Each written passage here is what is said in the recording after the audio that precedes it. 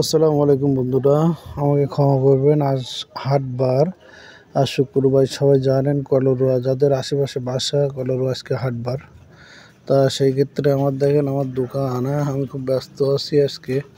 তা আপনাদের হয়তো অনেকেই কমেন্ট করেছেন, আমি রিপ্লাই দিতে পারছি না, দুঃখিত, ক্ষমা করবেন।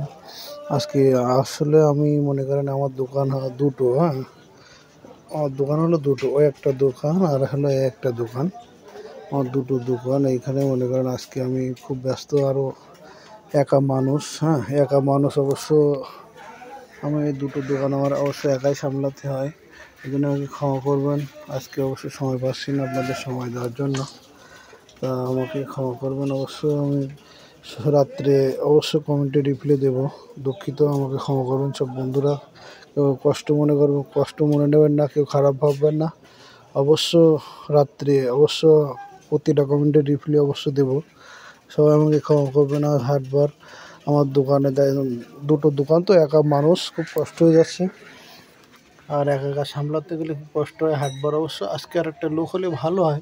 কোথায় পাবো লোক বলেন? নিজের লোক ছাড়া তো হয় না। আপনজন, বিশেষ করে নিজের ছেলে হলে ভালো হয়, কিংবা নিজের ভাই। এই ছাড়া তো বাইরের কারো দোকান থুই দেওয়া যায় না, কিছু করাও যায় না।